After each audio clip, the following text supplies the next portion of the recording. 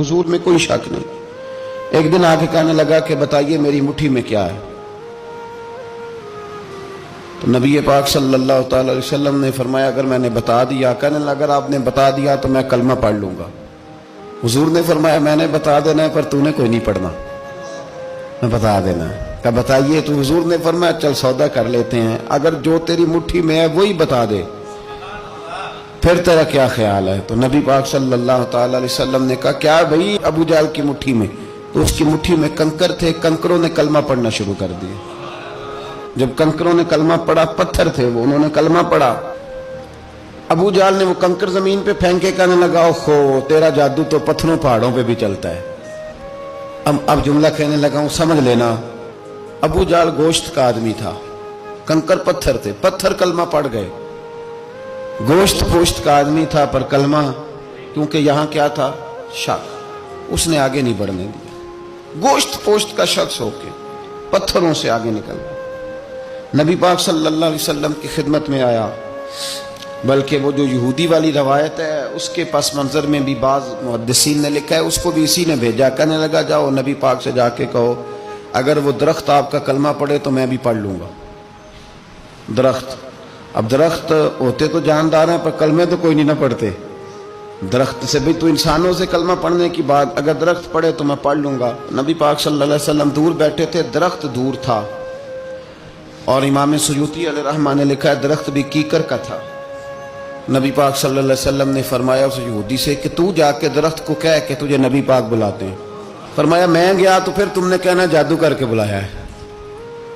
احتیاط بھی کی, ہر چیز آنکھوں کے سامنے رکھی, تو جا کے کہہ کہ تجھے بلاتے ہیں.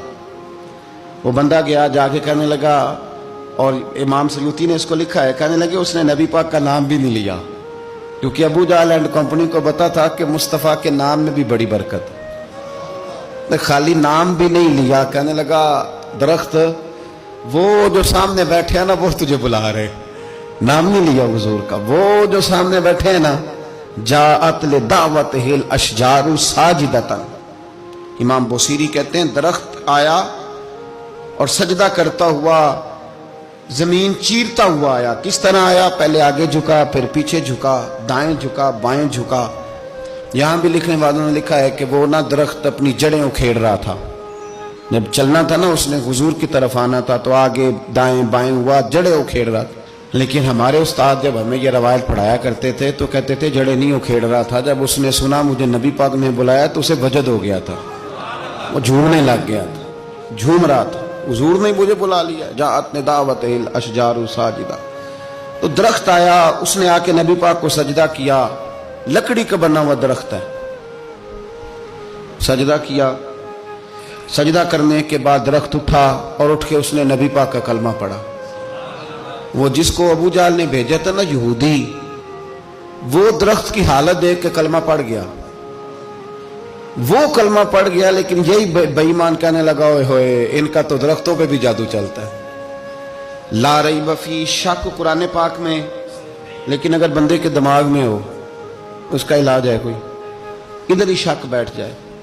بھی سادی مثال دیتا ہوں کہ سامنے دیوار صاف ہو لیکن گرد اگر آئینے پہ پڑی ہو, دیوار صاف کرنی چاہیے کہ اینک کا شیشہ صاف کرنا چاہیے؟ ساری زندگی لوگ دیوار صاف کرتے گزار دیتے, ساری زندگی تراش خراش کرتے گزار, اپنی مرضی کی پینٹنگ کرتے گزار دیتے ہیں, پر اپنی آنکھ کی پتلی صاف نہیں کرتے.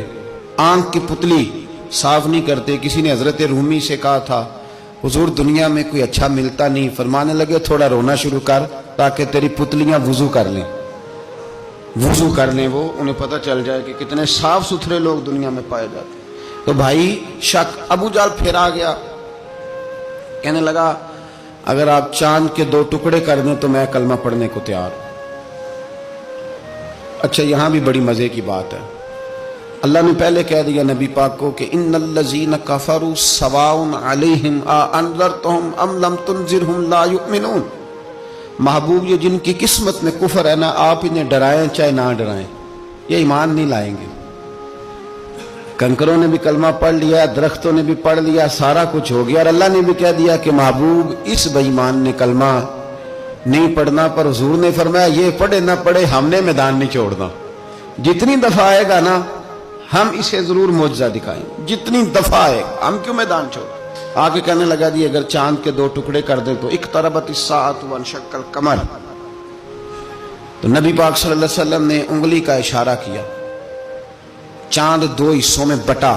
کوہ صفا ایک پہاڑی تھی مکے میں، آدھا ٹکڑا پہاڑی کی اس جانب ہوا، آدھا اس جانب، یعنی وضاحت کی اللہ کریم نے کہ ایسے نہ ہو کہ یہ کہہ دی وہ تو ایسے بالکل شک ہوا تو مل گیا، پتہ نہیں میری آنکھوں پہ جادو ہو گیا، ملا ہے کہ نہیں ملا۔ جب ٹوٹا تو حدیث پاک میں آتا ہے کہ آدھا چاند کوہ صفا کی ادھر گیا اور آدھا تو پہاڑی تھی، چاند نیچے آیا، پہاڑی کے گرد گھوما، آگے جا کے ملا، یعنی وقفہ دیا گیا باقاعدہ دیکھنے کا، سمجھنے۔